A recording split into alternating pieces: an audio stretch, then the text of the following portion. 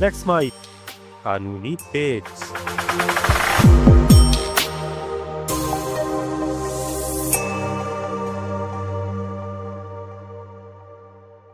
आपने कभी ना कभी कहीं ना कहीं ये विज्ञापन जरूर सुना होगा।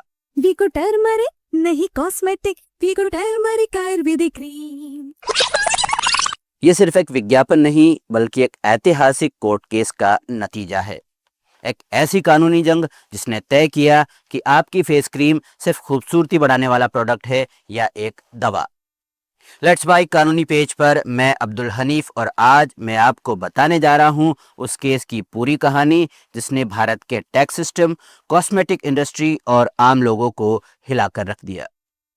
ये कहानी शुरू होती है 1950 के दशक से, जब भारत के कॉस्मेटिक इंडस्ट्री यानी सौंदर्य प्रसाधन के बाजारों में विदेशी ब्रांड्स का कब्जा था। ऐसे में साल 1950 में बॉम्बे, जो अब मुंबई के नाम से जाना जाता है, यहाँ एक केशव पेंडारकर नाम के भारतीय नागरिक ने विष्णु इंडस्ट्रियल केमिकल कंपनी नाम से एक कंपनी बनाई, जिसे बाद में वीको के नाम से जाने जाने लगा। वीको कंपनी ने शुरुआती दौर में टूथपेस्ट और क्रीम के उत्पादन में कदम रखा। कंपनी का पहला प्रोडक्ट वीको वज्रदंती था, जो एक आयुर्वेदिक टूथपेस्ट था, और इसके बाद उन्होंने वीको टर्मरिक क्रीम लॉन्च की। भारत के बाजारों में जल्दी ही वीको के उत्पादों ने अपनी पहचान बनाना शुरू कर दिया था और वीको टर्मरिक क्रीम ने अपना एक अलग सौंदर्य बाजार खड़ा कर लिया। एक्साइज डिपार्टमेंट ने देखा कि एक कॉस्मेटिक प्रोडक्ट बनाने वाली कंपनी आयुर्वेदिक दवा बनाने की आड़ में टैक्स में छूट ले रही है। बस फिर क्या था, साल 1976 में डिपार्टमेंट ने वीको को आयुर्वेदिक निर्माता कंपनी मानने से ही इनकार कर दिया और उनकी आयुर्वेदिक कर लाभ की पात्रता को ही कटघरे में खड़ा कर दिया। आबकारी अधिकारियों ने तर्क दिया कि चूंकि कंपनी के नाम में ही केमिकल शब्द जुड़ा हुआ है और वो कॉस्मेटिक प्रोडक्ट बनाती है, इसलिए उस पर कॉस्मेटिक कंपनी के रूप में ड्यूटी लगाई जानी चाहिए। यहाँ एक और दिलचस्प बात है कि वीको ने कंपनी की शुरुआत में रजिस्ट्रेशन के लिए ड्रग्स कंट्रोल अथॉरिटी में अपने आप को एक दवा कंपनी के रूप में रजिस्टर्ड किए जाने का आवेदन किया, जिसे ड्रग्स कंट्रोल अथॉरिटी ने स्वीकार करते हुए वीको को एक दवा निर्माता कंपनी के रूप में रजिस्टर्ड किया। लोअर कोर्ट में 1978 में शुरू हुई ये कानूनी जंग 1982 तक जारी रही, जहां वीको ने अपने प्रोडक्ट की मैन्युफैक्चरिंग और इस्तेमाल किए जाने के आधार पर बाजी मार ली। हालांकि यह विवाद जारी रहा और एक्साइज डिपार्टमेंट ने लोअर कोर्ट के आदेश को बॉम्बे हाई कोर्ट में चुनौती दी। साल 1988 में बॉम्बे हाई कोर्ट के सामने सवाल था कि वीको के उत्पादों को कॉस्मेटिक यानी सौंदर्य प्रसाधन की श्रेणी में रखकर टैक्स वसूला जाए या वीको के प्रोडक्ट आयुर्वेदिक दवा हैं जो कि मेडिसिनल की श्रेणी में आते हैं, इसलिए ऑक्ट्रोई टैक्स से बरी हैं। एक तरफ वीको टर्मरिक क्रीम को बाजार में बेचा जा रहा था चेहरे पर दाग, फुंसी और मुहासों के इलाज के लिए, तो दूसरी तरफ वीको का विज्ञापन कहता था ये सुंदरता बढ़ाने वाला नहीं, त्वचा रोगों से लड़ने वाला आयुर्वेदिक उपाय है। आइए जानते हैं कॉस्मेटिक और मेडिसिनल के बीच का फर्क। कॉस्मेटिक सिर्फ शरीर की सुंदरता बढ़ाने के लिए जो उत्पाद प्रयोग में लिए जाते हैं उन्हें कॉस्मेटिक की श्रेणी में रखा जाता है। वही मेडिसिनल कोई ऐसा उत्पाद जो बीमारी का इलाज करे या जिसका मेडिकल रजिस्ट्रेशन हो और जो कोई चिकित्सकीय दावा करे, ऐसे उत्पादों को मेडिसिनल की श्रेणी में रखा जाता है।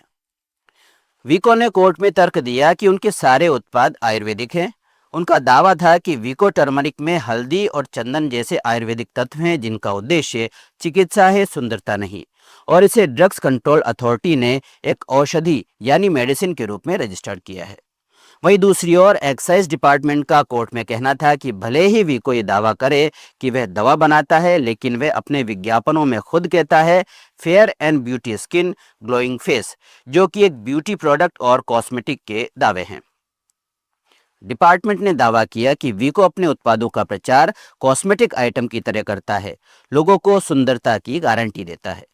इसका उपयोग रोग के इलाज से ज्यादा सौंदर्य सुधार के लिए दिखाया गया है, इसलिए इस पर कॉस्मेटिक आइटम्स वाली ऑक्ट्रोई ड्यूटी लागू होनी चाहिए।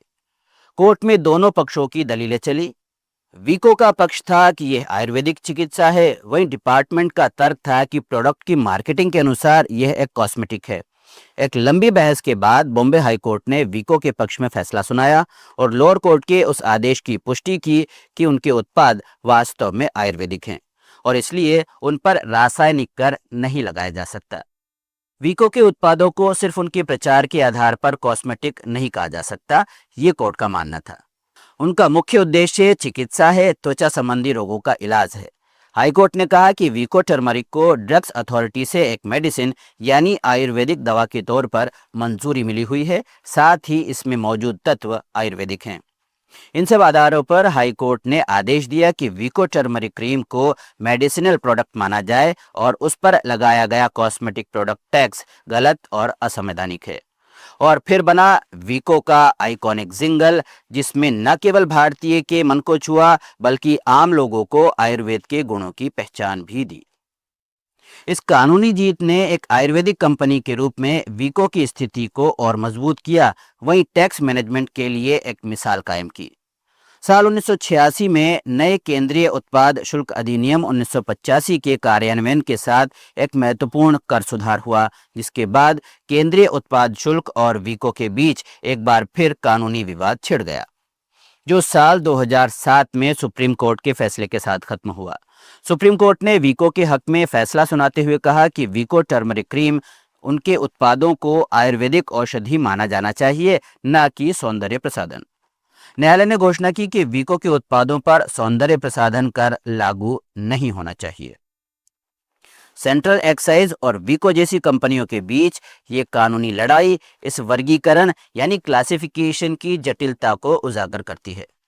वीको टर्मरिक क्रीम का मामला, जिसके नाम में ही केमिकल शब्द है, किसी उत्पाद की प्रकृति निर्धारित करने में चुनौतियों का बेहतरीन उदाहरण है। ऐसे मामलों में कंपनियों को उनके प्रोडक्ट के नेचर का सबूत देने की जरूरत हो सकती है और वीको के मामले में उन्होंने अपने प्रोडक्ट के आयुर्वेदिक नेचर पर जोर देते हुए एक यादगार जिंगल तैयार करके एक्स्ट्रा माइल्स की दूरी तय की। इस केस में भारत में कानून की कई अहम बातें स्थापित हुई। सबसे पहला, टैक्स निर्धारण में क्लासिफिकेशन का महत्व। यह तय किया गया कि किसी भी प्रोडक्ट को उसके उद्देश्य और असर से देखा जाना चाहिए, न कि सिर्फ विज्ञापन से। आयुर्वेदिक दवाओं की पहचान इस केस में भारत में आयुर्वेदिक उत्पादों को एक वैध औषधीय श्रेणी में शामिल करने में मदद की। तीसरा, कंपनियों को सावधान संदेश। इस मामले के बाद कंपनियों के द्वारा दिए जा रहे विज्ञापनों को गंभीरता से लिया गया। अब कंपनियां ये बात समझ चुकी थी कि विज्ञापन में दिए गए संदेश टैक्स और क्लासिफिकेशन को प्रभावित कर सकते हैं। इस केस को आज भी कई टैक्स और ड्रग्स क्लासिफिकेशन केसों में उदाहरण के रूप में लिया जाता है। इस टैगलाइन में वीको को कानूनी रूप से मजबूत ही नहीं किया, बल्कि आम लोगों को ये भरोसा भी दिलाया कि यह कॉस्मेटिक प्रोडक्ट नहीं बल्कि एक आयुर्वेदिक दवा है।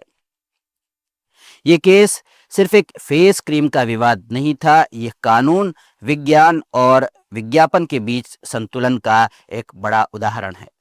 इसमें दिखाया गया है कि आयुर्वेदिक ज्ञान, टैक्स कानून और न्यायपालिका कैसे साथ मिलकर उपभोक्ताओं के हितों की रक्षा कर सकते हैं। तो अगली बार जब आप वीको का ये विज्ञापन देखें तो याद रखें, इस विज्ञापन में छिपी है एक ऐसी ऐतिहासिक जीत की कहानी। ऐसे ही रोचक और मज़ेदार कानूनी फैसलों के लिए हमारे साथ जुड़े रहिए लेट्स माइक के साथ। अगर आपका भी कोई कानूनी पेच फंसा हुआ है तो हमें लिखिए, हम आपकी पेज सुलझाने में ज़रूर मदद करेंगे। हमारा पेज लाइक कीजिए, सब्सक्राइब कीजिए और वीडियो को शेयर करना ना भूलिए। मिलते हैं एक नए कानूनी पेज के साथ। नमस्कार। आप सुन रहे थे let's mike more than radio. Follow कीजिए हमें हमारे सोशल मीडिया प्लेटफॉर्म्स पर। It's time for news. It's time for more than radio. Presenting the first radio news app, Let's Mic. Let's Mic, a news-based app on your phone where you get to watch and listen news, talk shows, interviews, radio show podcasts. On Let's Mic, you get all relevant information of TV, print, radio, podcast, and digital. Let's Mic talks about every segment of life.